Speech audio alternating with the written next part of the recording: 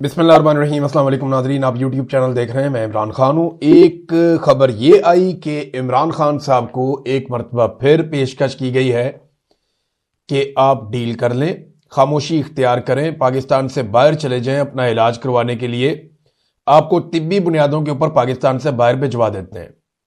یہ صحافی ہیں اور سینئر جرنلسٹ ہیں فخر الرحمان صاحب، انہوں نے بھی یہ خبر دی ہے۔ کچھ اور سورسز بھی یہ دعویٰ کر رہے ہیں اور لگاتار ان چیزوں کا دعویٰ ہو رہا ہے کہ عمران خان صاحب کو انگیج کرنے کی کوشش کی گئی اور یہ کہا گیا کہ جناب آپ باہر چلے جائیں پاکستان سے۔ فخر الرحمان صاحب نے بھی یہ خبر بتائی اور یہ اسٹیبلشمنٹ کی خواہش ہے، نواز شریف کی بھی خواہش ہے۔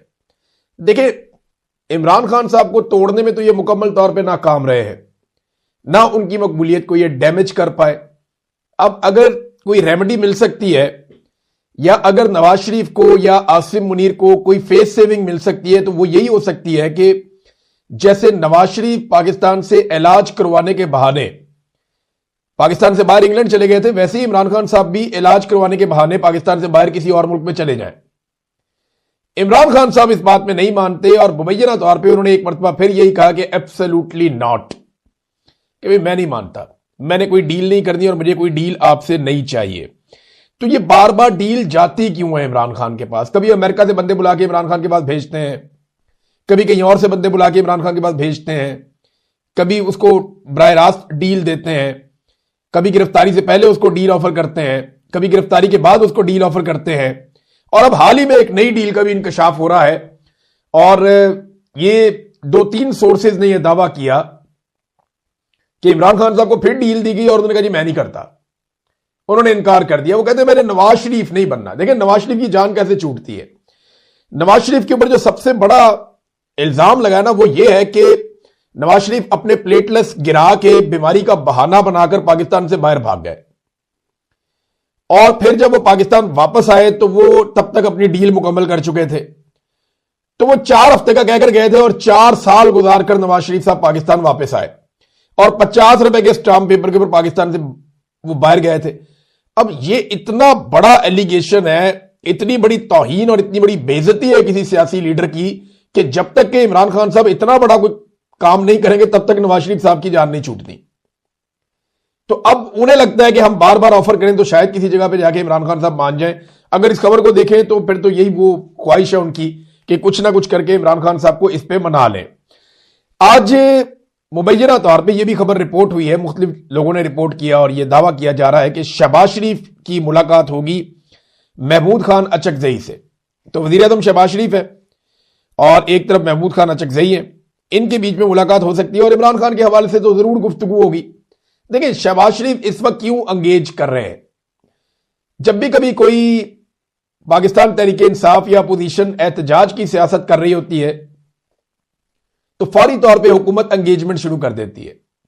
اس سے 2 چیزیں ہوتی ہیں، ایک یہ ہوتا ہے کہ احتجاج کا مومنٹم ٹوٹتا ہے، یعنی لوگوں کو یہ لگتا ہے کہ جناب یہ تو مذاکرات چل رہے ہیں، کوئی نہ کوئی حل ویسے ہی نکل آئے گا تو ہمیں نکل کر زور لگانے کی کیا ضرورت ہے، ایک وہ یہ پرسپشن بناتے ہیں، تو اس سے احتجاج کا مومنٹم توڑنے میں تھوڑی سی مدد ملتی ہے۔ دوسرا، حکومت یہ ایک اخلاقی برتری حاصل کرنے کی کوشش کرتی ہے اور اپنی گورنمنٹ کو لیجیٹیمیٹ بنانے کی کوشش کرتی ہے کہ دیکھیں جناب ہماری یہاں پہ حکومت موجود ہے، ہم جائز حکومت ہے، ہم بات چیت بھی کر رہے ہیں اپوزیشن کے ساتھ۔ حالانکہ یہ حکومت تو حکومت میں ہونی نہیں چاہیے تھی، ان کی تو اپوزیشن بھی نہیں بنتی تھی بیچاروں کی۔ 17 سیٹوں والے تو کوئی 4 نمبر کی 3 نمبر کی ان کی پولیٹیکل پارٹی بننی تھی اگر صحیح الیکشن ریزلٹس کے مطابق یہ اسمبلیاں قائم ہوتی تو۔ بہرحال یہ ہر مرتبہ ایسا ہوتا ہے، اس مرتبہ بھی ایسا ہو رہا ہے۔ تو ایک طرف مذاکرات کہا جا رہا ہے جی مذاکرات ہوں گے، بات چیت ہوگی اور بات چیت ہونی چاہیے، اور دوسری طرف کیا ہو رہا ہے؟ Crack down. اس وقت پنجاب میں بھی کریک ڈاؤن جاری ہے اور سندھ میں بھی کریک ڈاؤن جاری ہے۔ بڑے پیمانے پر پاکستان تحریک انصاف کے لوگوں کو گرفتار کیا جا رہا ہے اور بڑی خاموشی سے کریک ڈاؤن ہو رہا ہے۔ خبروں کے اندر آپ کو پتا ہے میڈیا بتاتا نہیں ہے کہ پی ٹی آئی کے اوپر کریک ڈاؤن ہو رہا ہے۔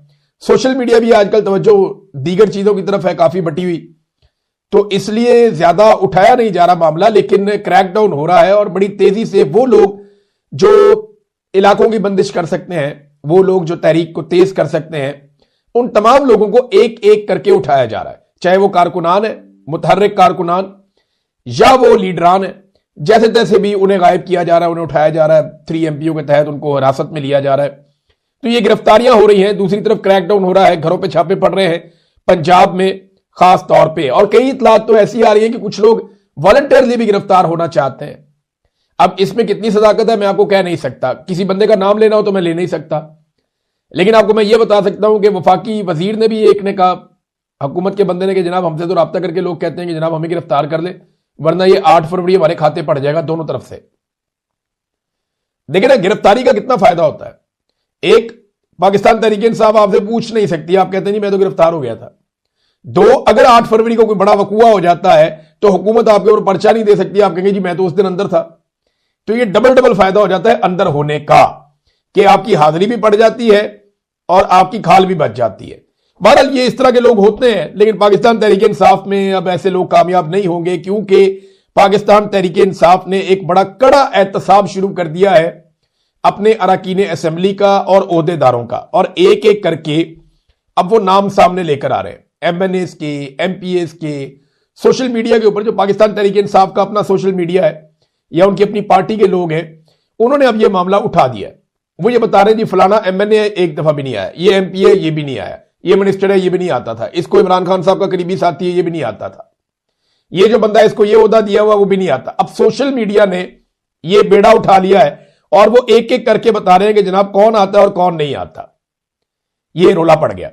दूसरी जानिब एक और चीज हुई और बड़ी इंटरेस्टिंग है। 8 फरवरी के एहतजाज से बिल्कुल पहले, यानी ऐन जब एहतजाज का माहौल बना हुआ है और इमरान खान साहब को कैद तन्हाई का सामना है और उनकी आंख को इलाज की जरूरत भी है और तहरीक चलाने की कोशिश हो रही है, तो शेर अफजल मरवत और मिशाल यूसुफजई ने आसमा शरादी साहबा के प्रोग्राम में इल्जाम लगाया कि तोशाखाना 2 केस में वो हार जिसकी वजह से बुशरा बीबी इमरान खान साहब को सजा हुई है, वो हार अलीमा खानम ले गई थी। ये उन दोनों ने इल्जाम लगाया।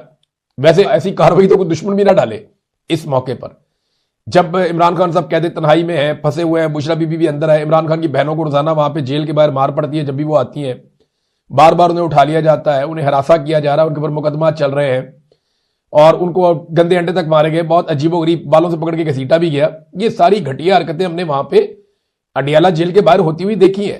वो बेचारी रोजाना की बुनियाद पर अदालतों में जा रही है, जब वो अपने भाइयों का मुकदमा लड़ रही है उस वक्त इस किस्म की चीज इस तरह लेकर जाना उनके बारे में बड़ा अजीब सा, कोई दुश्मन भी ऐसा ना करता, लेकिन ये इन दोनों ने किया। शेर अफजल मरवत ने ये इल्जाम लगाया और मिशाल यूसुफजई ने इसकी तस्दीक कर दी इस इल्जाम की। तो जनाब शाम तक अलीमा खानम का इस पे जवाब भी आ जाएगा। जो भी जवाब आएगा फिर हम आपके साथ शेयर करेंगे कि अलीमा खानम इसके बारे में क्या कहती हैं। भारत ये बड़ी, अब मैं क्या कहूं, इमरान खान साहब ने, फिर इसका मतलब है शेर अफजल मरवत साहब को बहुत पहले पहचान लिया था, वरना वो ना निकालते पार्टी में से। ऐसी सूरत हाल में लीडर्स पार्टी से लोगों को नहीं निकाला करते जब वो जेलों में हो, लेकिन इमरान खान साहब ने ऐसा किया था।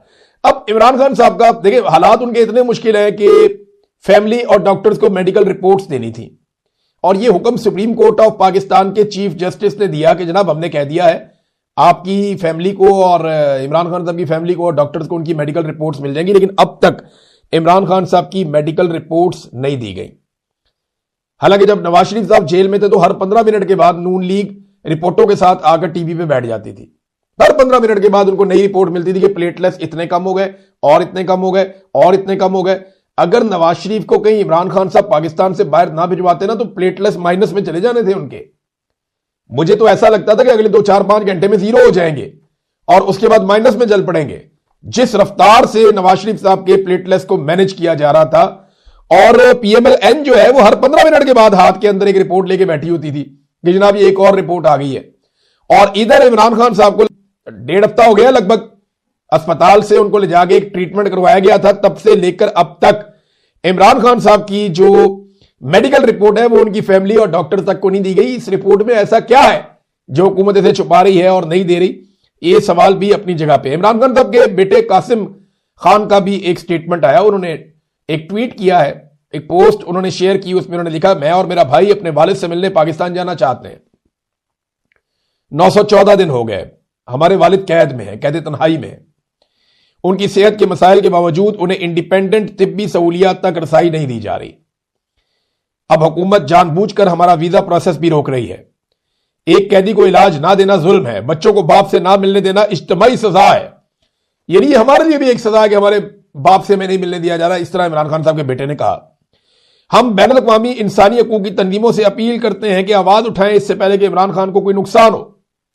اب یہ عمران خان کے بیٹے بار بار یہ اپیلیں کر رہے ہیں, بار بار یہ بات کر رہے ہیں, اور عالمی سطح پہ جو آوازیں اٹھنی چاہیے وہ اٹھتی ہیں, بعض اوقات نہیں اٹھتی. لیکن سب سے بڑا سہارا پاکستان کا جو یہ موجودہ رجیم ہے اسے ڈونلڈ ٹرمپ کا ہے کہ امریکہ کو انہوں نے راضی رکھ لیا ہے کچھ نہ کچھ کر کے, اور اس کے ذریعے سے اب تک جو صورتحال ہے اس کو یہ مینج کرتے چلے آ رہے ہیں.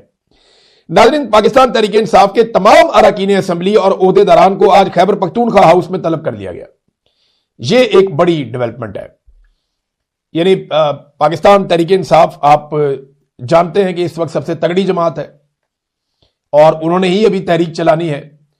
تو خیبر پختونخوا ہاؤس میں پورے پاکستان سے ممبران اسمبلی, ٹکٹ ہولڈر, تنظیمی عہدیداران, تمام ونگز کے سینئر عہدیداران کا اجلاس طلب کر لیا گیا ہے. عمران خان صاحب کو الشفا اسپتال منتقل کروانے اور ان کا مکمل علاج کروانے, فیملی اور ذاتی معالجین کی عمران خان تک رسائی کروانے کے حوالے سے اہم اقدامات اٹھائے جائیں گے.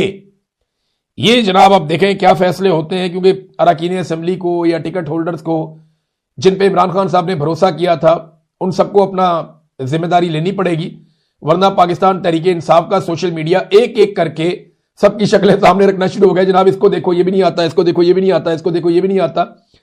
تو ہر ایک کے نہ آنے کی اپنی اپنی وجہ ہے, لیکن پاکستان تحریک انصاف کے اندر جو ہے وہ پہلوانی سوشل میڈیا کی تو ہے. اور اگلی دفعہ جب یہ ٹکٹ لینے کے لیے جائیں گے تو ان کی بڑی شدید مخالفت بھی ہو جائے گی اس وقت. تو اگر آپ نے اپنے ٹکٹ پکے کرنے ہیں تو کام انہیں کرنا پڑے گا بیچاروں کو, کیونکہ سوشل میڈیا اب خود سے احتساب کر رہا ہے.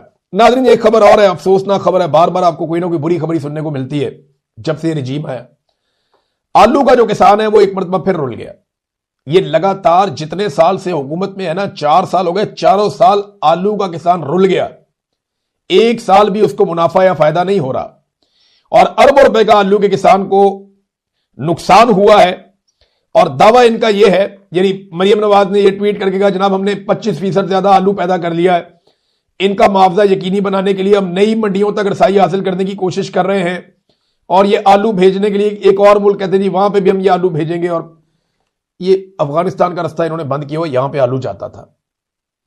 افغانستان کے اندر ہم ایکسپورٹ کرتے تھے, وہاں سے سینٹرل ایشیا میں بھی جہاں مرضی چلا جائے. تو ہم اس طرف کو اپنا آلو ایکسپورٹ کرتے تھے, اب کہاں کریں گے, کدھر بھیجیں گے آپ؟ یہ آئٹم جو ہے اس کو سٹور کرنے کی بھی ایک قیمت ہوتی ہے. کسان کا اربوں روپے کا نقصان ہو گیا, بے شمار کسان رل گئے. اب جو اضافی پیسے اس کو پڑ رہے ہیں سرد خانے کے اندر آلو رکھنے کا, پیداوار زیادہ ہو گئی ہے نا, تو آپ کو ایکسپورٹ کرنا پڑتا ہے. تو ان کے پاس اس میں کسی قسم کا کوئی گنجائش نہیں ہے, کوئی پلاننگ نہیں ہے. تو گندم کا کسان بھی رل گیا, مکئی کا کسان بھی رل گیا, چاول کا کسان بھی رل گیا, مالٹا کنو کا کسان بھی رل گیا, اور اب فائنلی جو ہے وہ آپ کا آلو کا کسان تھا جو ایک بڑی فصل پنجاب میں لگتی ہے, سینٹرل پنجاب میں, یہ کسان بھی رل گیا ان کی حرکتوں کی وجہ سے. ناظرین, قاسم سوری صاحب نے ایک سٹیٹمنٹ دیا. دیکھیں میں یہ بات پہلے سے جانتا ہوں, میری قاسم سوری بھائی سے بات کبھی کبھی ہوتی ہے, ان کا میرے پر بڑا احسان بھی ہے. انہوں نے مجھے قائل کیا, مجھے پاکستان سے لے کر آئے کہ آواز اپنی بچانا بہت ضروری ہے, اور انہوں نے میری بڑی مدد کی, ان کے دوستوں نے میری بڑی مدد کی. تو میرا ان سے رابطہ رہتا ہے, اور میں یہ جانتا ہوں کہ مالی اعتبار سے قاسم سوری صاحب, کیونکہ وہ ایک ایماندار آدمی ہے, انہوں نے کرپشن اپنی لائف میں کی نہیں ہے, ورنہ جس عہدے کے اوپر وہ بیٹھے ہوئے تھے وہاں تو لوگ بہت پیسہ بناتے ہیں. ایک چھوٹا موٹا کوئی بندہ ناظم اپنے علاقے کا بن جائے نا تو وہ کروڑوں روپے بنا لیتا ہے. اور قاسم سوری تو ڈپٹی سپیکر پاکستان کے تھے, قومی اسمبلی کے, لیکن انہوں نے وہ کام نہیں کیے جو نارملی سیاستدان کرتے ہیں 2 نمبر طریقے سے. تو قاسم سوری صاحب کے پاس پیسے ویسے نہیں تھے, اور وہ بہت خوددار انسان ہے, یہ بات بھی آپ اپنے ذہن میں رکھیے گا. یعنی وہ بہت خوددار انسان ہے, اللہ رب العزت ان کی خودداری کو سلامت رکھے. میری ان سے یہ بات ہوئی تھی, اور مجھے پتا ہے کہ وہ واقعی میں اوبر ٹیکسی چلا رہے ہیں, اور انہوں نے کہا مجھے اس بات پہ فخر ہے, قاسم سوری نے مجھے کہا تھا مجھے اس بات پہ فخر ہے کہ میں نے بے وفائی نہیں کی, میں ایک وفادار آدمی ہوں, میں اپنے لیڈر کے ساتھ کھڑا ہوں اور اپنے موقع پہ ڈٹ کے کھڑا ہوں.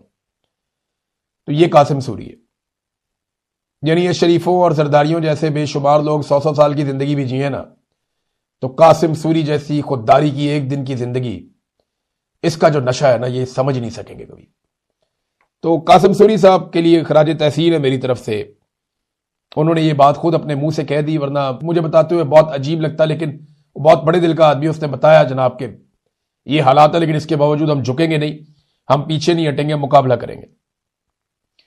کامران شاہد صاحب میرے ساتھ بڑا لمبا عرصہ صحافت انہوں نے کی، اور سینئر جرنلسٹ ہیں، انہوں نے ایک جملہ بولا، میں اس پہ ضرور کمنٹ کرنا چاہوں گا۔ انہوں نے کہا میں سمجھتا ہوں کہ دنیا کی کوئی بھی فورس بلا وجہ اپنے کسی شہری کو مسنگ نہیں کرتی۔ کامران شاہد، دیکھیں یہ جو مسنگ کرنا ہوتا ہے نا، یہ ہوتا ہی غیر قانونی ہے، یہ آئین اور قانون میں اس کی گنجائش نہیں ہوتی۔ مسنگ کرنا کوئی مسئلے کا حل نہیں ہے، آپ عدالتوں میں پیش کریں اور اپنے قوانین کو اتنا بہتر کریں کہ اس کے مطابق آپ کو کسی کو مسنگ کرنا نہ پڑے، اور اپنی انویسٹیگیشنز کو اتنا اچھا کریں کہ آپ کی عدالتیں انصاف دیں۔ یہ جو مسنگ کرنا ہوتا ہے، اس سے مسائل کم نہیں ہوتے، مسائل بڑھتے ہیں۔ اور یہ جو کہہ رہے ہیں نا بلا وجہ مسنگ نہیں کرتی، میں خود مسنگ پرسن رہا ہوں۔ میں جب آئی ایس آئی والوں سے پوچھتا تھا کہ یار مجھے تم لوگوں نے کیوں یہاں مسنگ پرسن کیا ہوا، کیا وجہ ہے، میں نے کون سا ایسا قانون توڑا ہے؟ انہوں نے کہا کوئی قانونی وجہ ہی نہیں ہے آپ کو یہاں لانے کی، ہمارے بڑوں کو آپ باہر سوٹ نہیں کر رہے، بس یعنی ہمارے بڑے نہیں چاہتے کہ اس وقت آپ باہر ہوں، انہیں سوٹ نہیں کر رہا، اپنا ذاتی مفاد ہے ان کا۔ فیلڈ مارشل کا اپنا مفاد تھا، مریم نواز کو جناب اپنا، نواز شریف کا اپنا مفاد تھا، فیلڈ مارشل عاصم منیر کا اپنا مفاد تھا، ندیم انجم کا اپنا مفاد تھا، تو مجھے پکڑ کے انہوں نے جبری طور پہ لاپتہ کر دیا 5 مہینے کے لیے۔ تو مجھے تو کوئی قانونی وجہ نہیں بتا پائے، کوئی وجہ نہیں ہوتی، بعض اوقات کوئی وجہ نہیں ہوتی۔ میرے منہ سے ایک جملہ نکل گیا تھا ایک دفعہ کہ یہ جو لوگ مسنگ پرسن ہوتے ہیں انہوں نے کچھ تو کیا ہوگا، اور میں نے جا کے چوک میں کھڑے ہو کر ساری دنیا کے سامنے مارنگ بلوچ سے ہاتھ جوڑ کے معافی مانگی تھی اپنے اس جملے کی۔ تو کامران شاہد صاحب ایسا نہ کریں، کل کو آپ کو بھی معافی مانگنی پڑے، بعد میں بہت تکلیف ہوتی ہے، بہت برا لگتا ہے۔ مریم نواز صاحبہ کا سٹیٹمنٹ ناظرین پیچھے ہٹ ہی نہیں رہا، انہوں نے عجیب و غریب ہی سٹیٹمنٹ دے دیا۔ یعنی شریف خاندان کی پوری سیاست، پوری سوچ کا جو موٹو ہے وہ یہ ہے کہ شعور سے پیٹ نہیں بھرتا۔ اگر شریف خاندان کی پوری سیاست کو آپ نے ایک جملے میں بند کرنا ہے نا، ان تاجروں کی پوری سیاست کو، تو وہ یہ ہے کہ شعور سے پیٹ نہیں بھرتا۔ دیکھیں پیٹ تو ہر آقا اپنے غلام کا بھی بھرتا ہے۔ انگریزوں نے بہت ترقیاتی کام کیے تھے یہاں پہ انڈیا پاکستان میں، لیکن ہم نے آزادی کیوں حاصل کی؟ شعور کی وجہ سے کی نا۔ پھر ہم شعور کے پیچھے کیوں چلے تھے؟ ہم تو یہ بھی کہتے رہے بھوکے رہیں گے مگر ایٹم بم بنائیں گے، یہ کون سا والا شعور تھا؟ یعنی یہ اس خاندان کی ایک گھٹیا سوچ ہے۔ انسانوں میں اور باقی جانداروں میں فرق کس چیز کا ہے؟ شعور کا فرق ہے۔ اللہ رب العزت نے فرشتوں کو کیا دکھایا تھا انسان میں؟ علم اور شعور دکھایا تھا نا، جس کے بعد فرشتوں کو حکم دیا کہ اس کو سجدہ کرو انسان کو۔ دیکھیں شیطان نے تو کہا کھاؤ، بہت مزے کا ہے کھاؤ، تو رحمان نے کہا تھا کہ تمہیں شعور دیا کہ نہیں کھانا۔ شعور میں اتنا فرق ہے، پیٹ تو بھر جاتا ہے، اصل بات تو شعور کی ہے، لیکن یہ پیٹ سے سوچتے ہیں نا۔ وہ شیخ رشید نے ایک جملہ کہا تھا، اور وہ ہمارے مذہب میں بھی ہے کہ ان کا پیٹ جو ہے نا وہ قبر کی مٹی بھرے گی، اس سے پہلے ان کا پیٹ نہیں بھرے گا۔ شعور سے ان کا پیٹ نہیں بھر سکتا۔ قومیں جب انہیں شعور ملتا ہے قوموں کو، تب وہ ترقی کرتی ہیں، وہ آگے بڑھتی ہیں، پوری کی پوری قوم آگے بڑھتی ہے۔ پیٹ تو جانور بھی ایک دوسرے کو مار کے کھا جاتے ہیں، اپنا اپنا پیٹ بھر لیتے ہیں، لیکن انہیں شعور نہیں ہوتا۔